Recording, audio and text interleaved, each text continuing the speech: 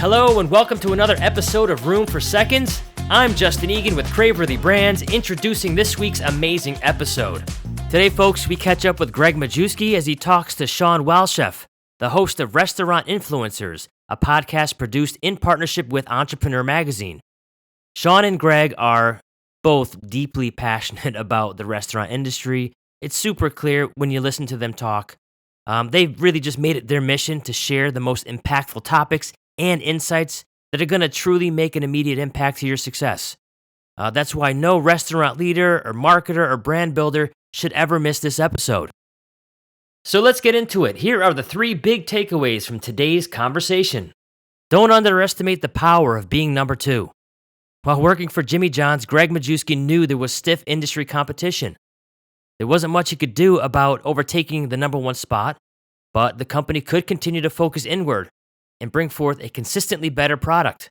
That helped them narrow their focus, perfect their product, find their niche, and carve their own space in the industry, setting forth the vision for what Craveworthy Brands will be today. Takeaway number 2, hospitality is the number 1 thing to focus on. Hospitality is the top priority for Gregg Majewski, and he knows treating people kindly, regardless of demographic, is so important. It's the precursor for what treatment will be returned. And takeaway number 3, there's no place for kiosks in hospitality. Gregg Majewski is outspoken, especially when it comes to things he's passionate about, such as the elimination of humans at the front of the house. For him, the customer experience with robots doesn't match that of a human interaction, so there might not be a place for it in his restaurants. So stop what you're doing, listen to this episode, and subscribe to Room for Seconds. Finally, in real life. We're going to start with my favorite random question, which is where in the world is your favorite stadium, stage, or venue? So got to go Wrigley Field as my favorite stadium by a close second to Rupp Arena. But again, Wrigley growing up, going to a baseball game with my dad, remembering that. And then Rupp because that's where I went to school. And Kentucky is the only basketball team that anyone should ever care about. Fair enough. So we're going to talk to Toast. We're going to talk to Restaurant 365. We're here at the Restaurant Transformation Festival in Austin, which has been absolutely incredible. They have 500 leaders. What we care about on this show, why we do what we do, is that we want to connect with the greatest hospitality minds on the earth, as well as the greatest storytellers. I want you to go. We're going to pretend like this show is in Wrigley Field. And I want you to tell me what happened in the conversation between you and Dave from Wendy's. So I was very, very lucky and stupid to get into the restaurant industry right out of school. And I got promoted in a job that nobody my age ever should have had. And I walked out of IFA one night after a session, and there sits this man. And he says, "Gregg, do you have a minute for me?"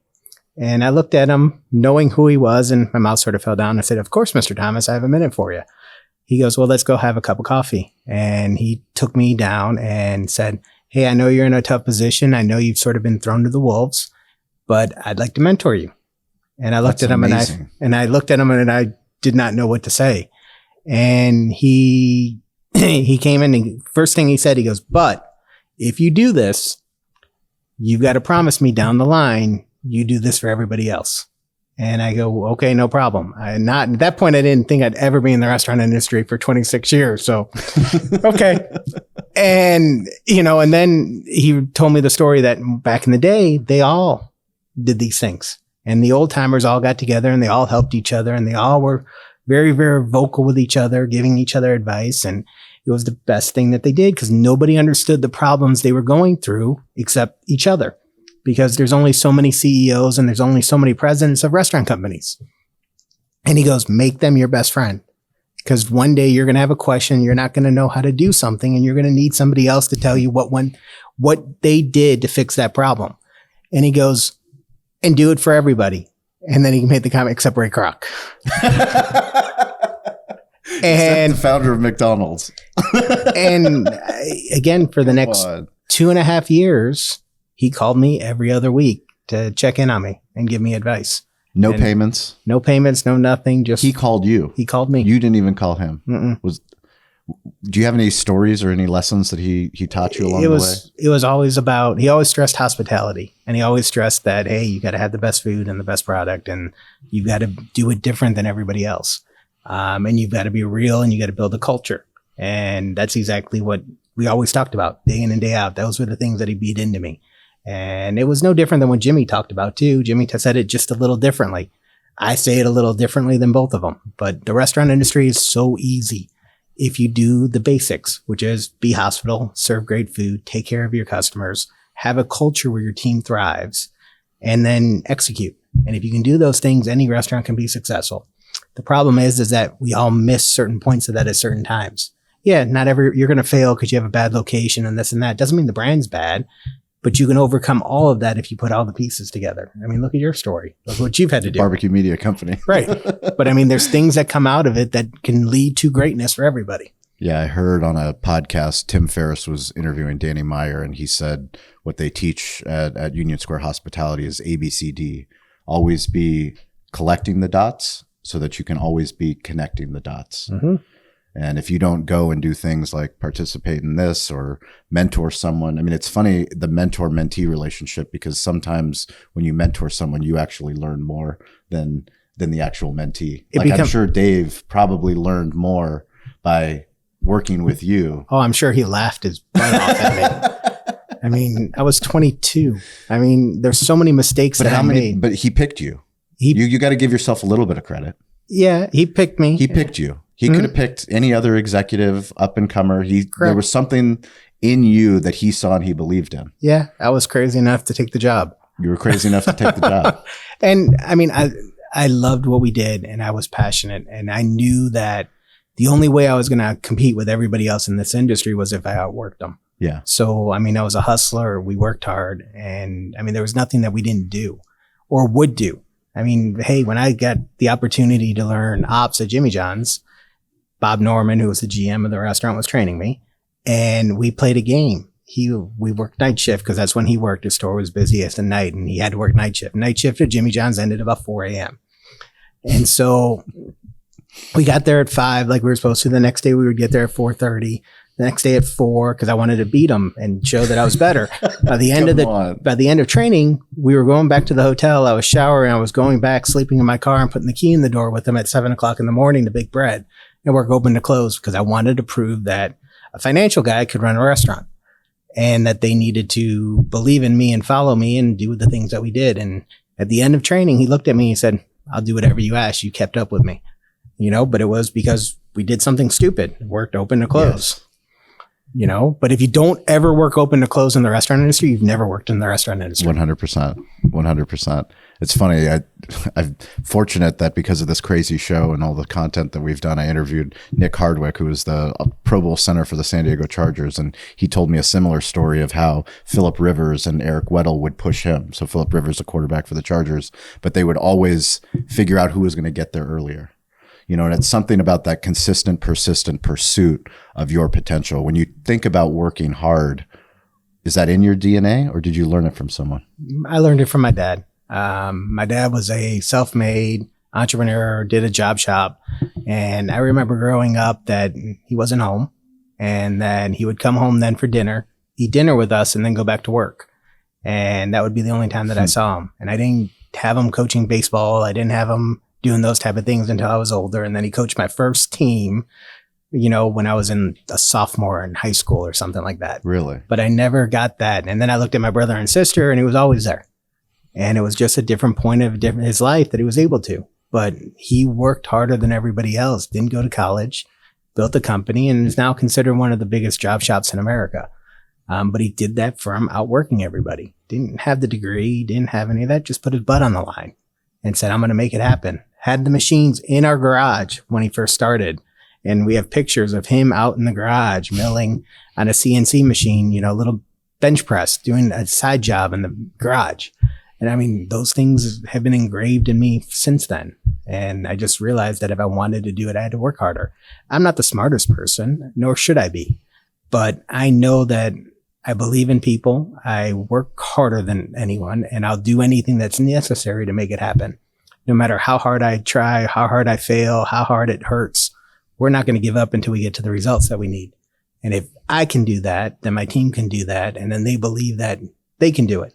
And it just sort of installs a culture that you don't give up. You don't say no, and you drive that result every day, no matter what it takes. Bring us back to the Jimmy John story back when you were young. Bring us back to where you started and what you were able to build. And what was the key to that growth?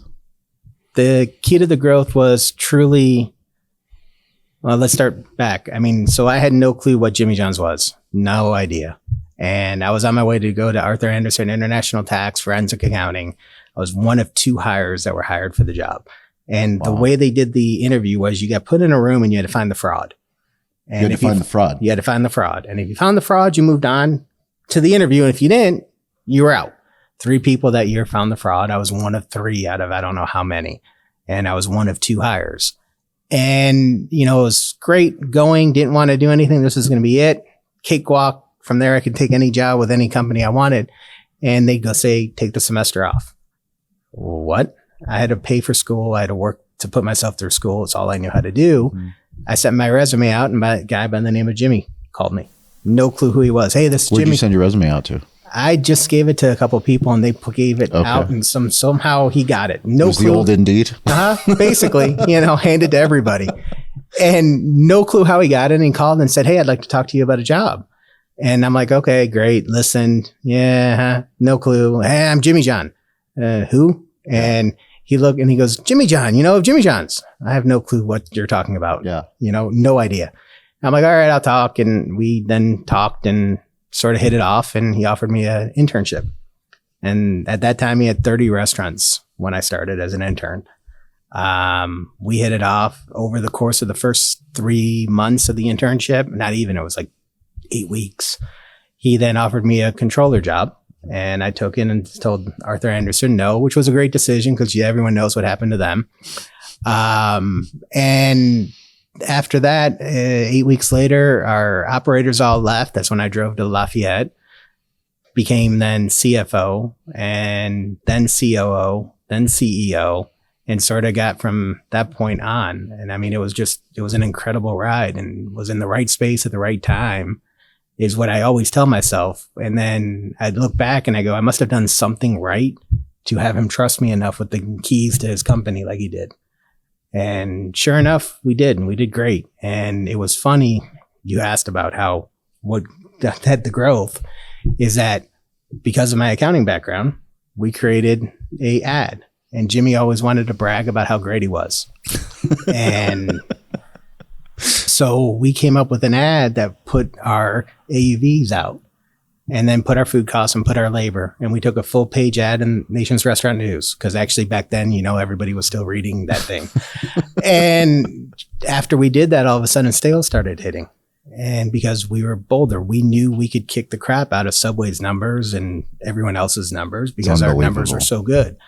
They actually, from what I heard, and again, from lawyers, after we did that, they changed the requirements for that. For the ad? For the earnings claim. Oh, really? And so the next couple of years, I, being what I did with the forensic accounting, found a way around it so we continue to publish it. Yes. And we continue to grow. That's amazing. And the attorneys looked at us, go, you can't say that. Nope, just disclose it. It says clearly, all you got to do is disclose. So all we put was our corporate stores. Yeah. That's all we put in the ad was our corporate sales. And we kicked the crap out of our franchisees at that point. And we put those sales and those results, and we drove those numbers, and they were huge. I mean, we started at 600, and when I left, we were doing over $900,000 in AUVs of a sub shop. That's unbelievable. I think the courage to post something. I mean, we always talk about building in public, sharing your secrets, the brands that have the human integrity to tell the story. But on the financial side, it's the antithesis of what anyone would do, right? Yeah, because I mean, it's typically like, oh, we have to vet you before we give you any numbers. Yeah. I mean, because we, as franchisors, we don't want to get our butt sued. Yes. But what we all have to remember is that we're asking people to invest in us. Correct. And so if you're going to be a franchisor and you're afraid to disclose your numbers or be proud of what you do, then you shouldn't be the franchisor at that point. And not all stores are going to do good. That's a given. These people are coming to you and giving you their investment. And they're most of the time when you get started, they're lifelong savings to go and buy themselves a better life. And so it's your job to make sure they're successful. And so many times franchisors forget that. And it's always about me as the franchisor, when it's really about them, and they're your customer. And how you make them better is by making them more successful. Jimmy John's, we sold to one store people, and we made them a promise because they couldn't afford to buy multi-unit yet because they were not. We won't sell anyone around you. You'll have first right. Prove to us that you're a great operator. You can buy another store. These people worked their butts off and drank the Kool-Aid and became culture phenomenon and drove. And then all of a sudden, these people are coming back and saying, I want another store. I want another store. I want another store. And we started growing, but we believed in these smaller individuals that are now multi-unit guys. Amazing. That are, they're multi-millionaires because we gave them that opportunity back then to grow that way. And people forget that's what franchising was about. Franchising was never about selling to some PE group that's going to buy 100 restaurants and just worry about the numbers. There's no love in that. Yeah. Anyone can go, if you got that kind of money, anyone can go buy 100 restaurants. It's the American dream of putting them out there and letting them grow and making themselves better. That's what franchising was created for. And that's been forgotten right now. And it pains me when I see a group being sold. And it's great when the group has built up from scratch and they're getting sold for stupid money. God bless them. But when PE groups are now building and you can't get franchises unless you want to buy 10, 20 stores, that's not the American dream. That's not what it was about. And so we're doing it the way I always have done it. And we're going to grow in the smaller rates and with smaller people. Tell us about what the vision is for Craveworthy. So where did it come from? So Craveworthy sort of started after doing all this and consulting for everybody in the industry and sort of bouncing around, just not wanting to work for anyone after the Jimmy John's experience. I decided and saw that these emerging brands and these legacy brands couldn't afford to compete anymore.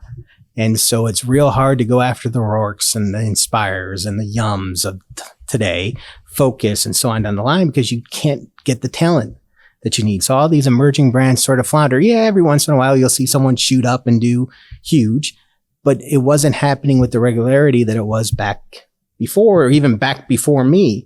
And what was missing was that you were making the same mistake and people were afraid to gamble because you could go down here, or a Rourke or an Inspire, or somebody would go and create their own brand or buy a brand and they sort of bring it in. So you couldn't compete because they had all the money.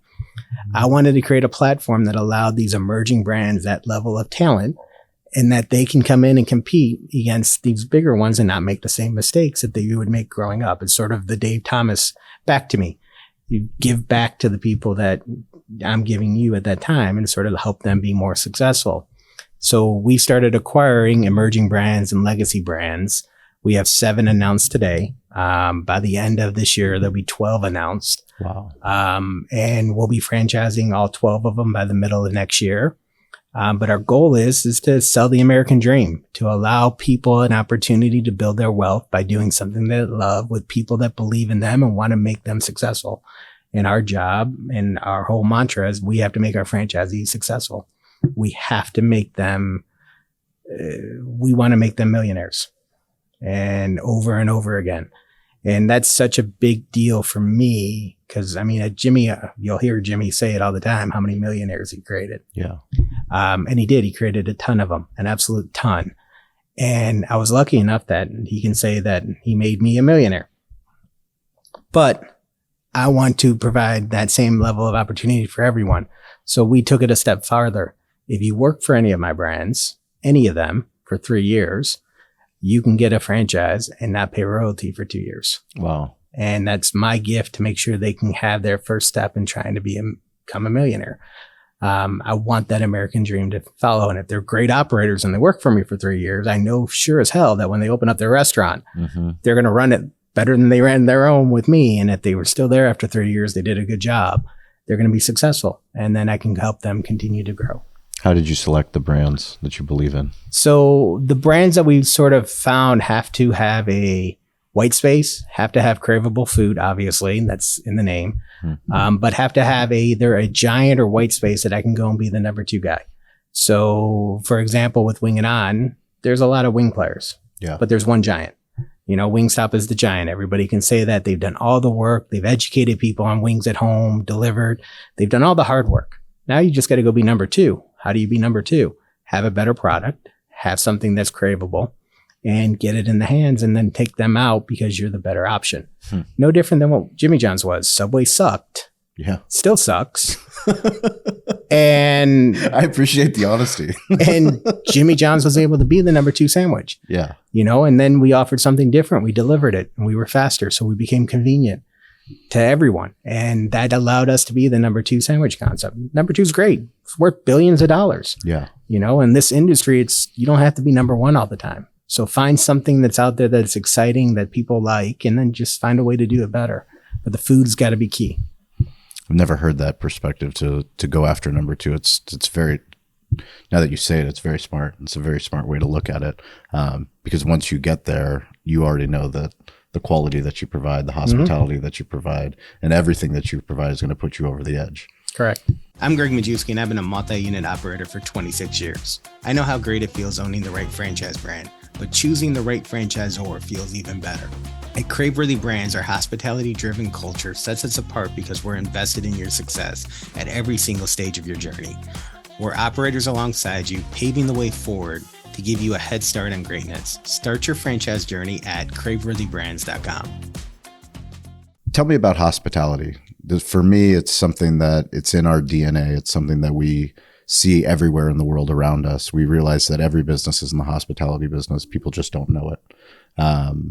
You talked about that no one travels as much as you do, and that actually TSA agents know your name. Mm-hmm. Explain to the audience how that came to be and why that's important when you're looking at the greater scope of how a man lives his life. So I think in the world, hospitality is the most important thing. In no matter what you do, in how you treat others, how you interact with people. It's our job on this to be as nice and kind to everybody as you want them to be to you. And if you don't want them to be kind to you, then you're a jackass. There's no reason for you. If you don't want people to be nice to you, then something's wrong with you. Yeah. And so I live my life with wanting to be as nice to everyone that I ever come in encounter with, because I never know what that person's bad day may be or what they're struggling with or what their issues are. It's my job to make sure I say thank you or, yes, ma'am, or yes, sir. And people who are younger than me or older than me to the day, I still use ma'am and sir when I address people because it's the right way to talk. And there's nothing wrong with that. And that's the culture that if you look at the company that does it best right now, Chick-fil-A, and why is Chick-fil-A doing what it does? Their food is good, not $8.8 million good per unit, but unit. Good. It's amazing. But what's so awesome about them and why people continue to go is the fact that they are taken care of and they are left feeling special. And they're left with this glow of just feeling good when you leave. And so when I got into the industry, Jimmy John had a saying, you want to smack them say hello, greet them with a real greeting. And then when you walk out, you want to smack them on the ass when they walk out so they feel that little chill. And, so they remember to come back. And my team will yell at me because I use it still to this day. They're like, you can't say that. I'm like, but it's exactly what you want to have happen. There's nothing better about that is you want them to know you truly appreciate them. Yes. And so I use that all the time. So as you asked, I fly every week between 6 and 7 in the morning. I go through TSA at O'Hare. And as I go in, I started to know the flight crews and TSA and everybody. And so going through, I started asking their name, asking about their families, asking about them as I was standing in line. And just because I wanted to know, I wanted to, make them life because I'm watching everybody else yell at them. Yeah. And started to get to know them. Heard about weddings, heard about grandkids that were born, stuff like that. And I started bringing gifts when I knew that they had special events to the TSA people. And as just because I thought how great it was, he told me it was special. Nothing special. Give them a little, baby gift and toy and say, hey, make sure this is from you when you give it to them. And because of that, I flew with my family, and one of the TSA people who worked a different shift and came up and told my mom, Your son is the nicest person that walks through here because he always asks us about us, no matter what, how's your day? What, nice to meet you. Thank you. And he goes, nobody does that. Nobody takes the time to ask us about us. We're all just here to be sort of yelled at and sort of bad people. And he goes, and he makes us feel like we're real. And that's so important to me. And it's what I do with my staff. It's what I do with the people that work in the restaurants. I want to know about them. I want them to know that I care about every aspect of them. I mean, I find out things that I should never know about people in my job ever. And I mean, there's, Xboxes being delivered. There's, I bought a car for one individual that couldn't afford a down payment. I've been on leases for apartments, and stuff like that. And it's all bad decisions and things I probably never tell people to do, but it's just the way I am. And I learned that. And again, I learned that young because my dad would always take care of people. I saw it again with Jimmy always wanting to take care of people. And if you're lucky enough to have anything in life, you can't take it with you. And so why not make somebody else's day better than what your day is? Why not take that split second just to give them something that they can never afford or never do on their own because you can? And I take it for granted at times. They don't. And it's so remarkable to me when that can happen. So we gave away Operator of the Year at Genghis last year. And this individual could not afford to pay medical bills, could not afford to do other things. And and the gift was, hey, we're going to give an MVP belt. And, that was what we were going to do. So right before knowing who we were giving it to, I said, that's not good enough. And they're like, okay, what do you want to do? I said, let's give $5,000 to her from the company. And as we're going through the presentation and all that, I'm like, shit, that ain't good enough either. And and just me being me, ended up giving her another $5,000 personally. So she walked out with $10,000 because I wanted her to clean her debt. Yeah. And so she could afford then to buy the car that she wanted and stuff like that because she couldn't get her car fixed and couldn't get to work. And, we're sitting there and afterwards, my chief financial officer looked at me and said, you do realize you just gave away $10,000. I'm like, no, I gave away $5,000 from the company. Yeah. I gave away the $5,000. It's all good. But that's, again, she couldn't afford it. And they work so hard that they should not be living like that. And it's, pay them more, make them feel more, let them be operating partners, let them earn the way you earn. And that's something Jimmy was great at. So Jimmy had a bonus program where he allowed you to be a true owner operator. You could earn up to 20% of the profit of the restaurant and bonus. And we were making so much money per store. I mean, it was realistically, they could make $60,000 to $100,000 a year in bonus. Wow. We were only paying them at that time $30,000 to $35,000. So it was big money. And, but he always been in the head. If you treat them the way that they're their operating partner, they'll perform so much more for you because then it's theirs. And it worked. And because of that, we grew. And that just sort of continued to stay with me forever. And that if you take care of the people that work for you and take care of the people that you work with, they'll do anything for you and nothing will stop them because they are actually being treated like they care. Why do you spend so much of your time, not just for Dave, because you made a promise to him that you would give back, but why is it important for you to come to events like this? I know you have a restaurant that is opening, I believe, today? Today. And you wanted to be there, but you came and made a decision to be here in Texas and Austin for Restaurant 365. You're going to be on a panel tomorrow. Why is it important for you to do things like that? Because there's so many people that are afraid to ask questions or afraid to email and all that. And if you can give them a piece of advice or help them to achieve something better and make their company more successful, I need to help them do so. I've been lucky and been so fortunate to have so many great mentors in this industry that what I've learned from others should not be just kept to me for my own good. It should be kept to everybody to help themselves and to learn. So if I can help one person solve a problem that they're facing, then this trip was worth it 10 times over. And I just feel that's what I should do.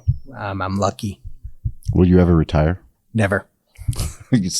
My grandfather, it's funny because people have asked me, what does retirement mean? And I watched my grandfather. I was fortunate. I never met my father. My grandfather raised me, but I watched him. And for him, retirement meant stop that he would have to stop thinking, stop developing, stop learning. It wasn't work. He never considered anything he was doing work. He was always doing something. For you, what do you see yourself doing into the future? What's going to make you happy to look back? So what has always made me happy is the looking back and seeing the people that I worked with and the people that I led go on to bigger and better things. So one of my guys that I talk to regularly still from the Jimmy John's days sort of gave me a coaching tree of everyone that I have and where they are today. And that was sort of the coolest gift I've ever been given, to see all these people that were GMs or assistants and all this sort of now be X in different companies and where they are, how many stores they own and all that. And that was what I want to see. That's what I want to do. I want to continue to see that happen over and over again. I don't care if somebody leaves my company, as long as they leave my company for something better. And I can't provide that next step for everybody. So they're going to have to leave, some of them. And it's okay as long as it's the next step in their career so they can go on to something better. That's what my job is to make sure they get to their next level, whatever that level may be. And that's what I take the greatest pride in. And that's what I want to see and will continue to do until the day that I can't do something. That's great. So every single week on Wednesday and on Friday on the social audio app Clubhouse, we meet so that you, the listener, someone that's listening to this show, if you're watching on YouTube, we're grateful, but you got to stay curious. That brought you to the podcast. That brings you to a conference. That makes you open up a book. Then you have to get involved. So come on stage, share your story. Tell us about your restaurant. Tell us about what you're building. If you're a creator in the space, let us know. If you're in sales, if you're in marketing, if you're in technology, all of these things are important. We have digital hospitality leaders from all over the globe that meet. So every Wednesday, every Friday, 10 a.m. on the social audio app. We also want to give a social shout out. Today's social shout out is going to go to my team, Rising Tides Creative. They don't get enough love, but they're always putting in the hard work behind the scenes with Shawn, Aaron, Andrew. I'm grateful that we get to go all over the United States, hopefully internationally soon, but to be able to share stories like this. Who on your team would you like to give a shout out? This is an entrepreneur. So, I mean, right now I'd like to give the shout out to the team opening the restaurant. So beautiful. So, I mean, that entire team has busted their butt because I sort of made them get it open before the end of the month. So all gas, no brakes. Yeah, this one was bad. So, and they pulled it together. So that entire team, starting with Lori and Juan and them who have really shined, and Cassie, and list goes on, and Chef Robert, who's actually there in place of me today, serving the first ever poke bowl that we served. I mean, so where's the location? So that one is in Oak Brook, Illinois. Okay. So it's a dual branded space where we have Bud Long and our first ever Lucky Cat Poke Company opening. Amazing. It was important because we have 55 of them opening by the end of September. 55? Yeah. So it's going to be first one? The first one just opened. And you're going to open 55? Yeah. So the first one is for true what? True brick and mortar. The other 55 will be dark kitchens and our Asian restaurants. Amazing. So it will be exciting. Again, dark kitchens get a bad name. Yes. Horrible name. But if they're your dark kitchens, yes, it's a wonderful way to build revenue and help pay the G&A expenses of the restaurant if you do them right. And so many of us need that because rents are high, labor's high. If you can go and add $10,000 to $12,000 a week with other brands and not have to add any more labor, why wouldn't you do it? Yeah. And I'll shout out to Doghouse and Andre and all them. Andre's amazing. Andre's done a massively heavy lift to get his stores and all that. And the AUVs are up because of the back of the house, because of the dark kitchen. So taking a sort of notch from him and what he's done, we're going to do it with our brands. That's incredible. Yeah, we've been fortunate to have Andre as well as Jeff from Wow. Yeah. So, and that goes back to having a group of people you can rely on and help. Yep. I mean, Jeff and Andre and Troy and all of them, and Big Chicken Group and Sam and Josh, all of them over the last couple of years, we've all sort of developed this back to that. What Dave had back then, we're doing it again, and that's our group. And anything that any of us need, we're there for. Anything that we can help promote, we do. And without them sort of pushing me or us pushing them, we probably wouldn't have gotten to the point we did so fast. That's awesome. So we're going to ask you a couple quick smartphone storytelling questions. Are you an Android user or an iPhone user? iPhone.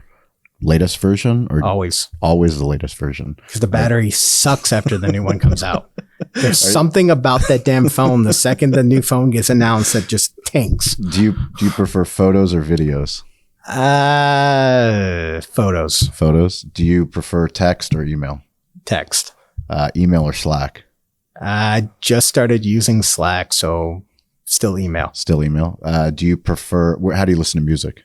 Through the iMusic. iMusic. Okay. And what's your favorite app that you use on the phone? Favorite app that I use on the phone. No, honestly, I don't know if I have one. So if I had to say non-work related app, it would be EA Soccer. Okay. That I play, that I compete with my kids on. That's probably my favorite one. How many kids do you have? Two boys, sophomore in college and a sophomore in high school. Are they going to be in the business? If I had to guess right now, the older one, yes. The younger one, no. The younger one, no. Great. Well, one thing I do want to find out is, why is it important for you on a personal branding side to go on to podcasts, to go on stage, to create content for LinkedIn? Why do you find that important? Because it's my opportunity to give back, to make sure that I address things that are being out there in the industry that I either agree with or disagree with, that I don't want to get traction. So the biggest one that I'm against is the robotic elimination of hospitality in the front of the house. So I don't want that trend to last, and I want to sort of kill it. And so I'm very, very vocal when I start seeing people start raving about, oh, I was able to lower my labor and put all these kiosks when there's no interaction and taking away that hospitality. There's a place for kiosks. There's a place for all of it, but don't walk in and that's all you see. So walked into Steak and Shake. Perfect example. Used to have order takers. Used to like the experience. They weren't great, but they were there. They were part of the experience. Walked in with my family the other night and there was no waitress staff at all. Yeah. And all I had to do was order from a kiosk. I promise you, they lost out on 5 milkshakes. They lost out on all this other thing, even though it said, nope, don't need that. Nope, you don't need that. I was able to hit the button. It's a lot harder to tell someone no.